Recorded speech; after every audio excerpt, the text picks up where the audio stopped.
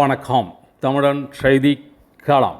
சீர்காழி அருகே திருநகரியில் 108 வைணவ தலங்களில் ஒன்றான ஸ்ரீ கல்யாண ரங்கநாத பெருமாள் கோயிலில் தேரோட்டம்.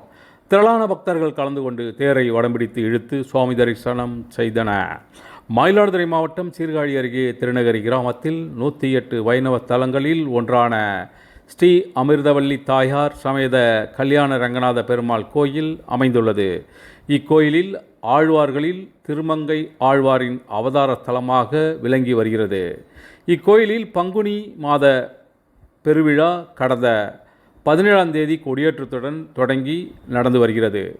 விழாவின் முக்கிய நிகழ்வான தேரோட்டம் இன்று வெகு விமர்சையாக நடைபெற்றது. விழாவை ஒட்டி கோயிலிலிருந்து ஸ்ரீ அமிர்தவல்லி தாயார் சமேத கல்யாண ரங்கநாத பெருமாள் புறப்பாடாகி ஒரு தேரிலும், ஸ்ரீ குமுதவல்லி நாச்சியார் சமேத திருமங்கையாழ்வார் புறப்பாடாகி மற்றொரு தேரிலும் சிறப்பு அலங்காரத்தில் எழுந்தருளினார். வேத மந்திரங்கள் முழங்க மகா தீபாரணை நடைபெற்றது. அதனைத் தொடர்ந்து முதலில் கல்யாண ரங்கநாத பெருமாள் தேரையும் பின்பு திருமங்கை ஆழ்வாரின் தேரையும் திரளான பக்தர்கள் வடம்பிடித்து இழுத்தன.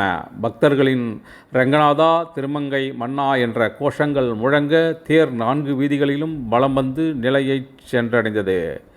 இதில் செயல் அலுவலர் முருகன், ஊராட்சி தலைவர் சுந்தரராஜன், உற்சவ கமிட்டி செயலாளர் ரகுநாதன், ஆசிரியர் கீதாச்சாரியார், கோயில் கணக்கர் ரத்தினவேல், வைணவ அடியாட்கள் திருக்குடத் தலைவர் ராமதாஸ், கோபாலகிருஷ்ணன் உள்ளிட்ட பலர் கலந்து கொண்டனர். விழாவிற்கான ஏற்பாடுகளை கோயில் நிர்வாகிகள், பக்தர்கள் செய்திருந்தனர்.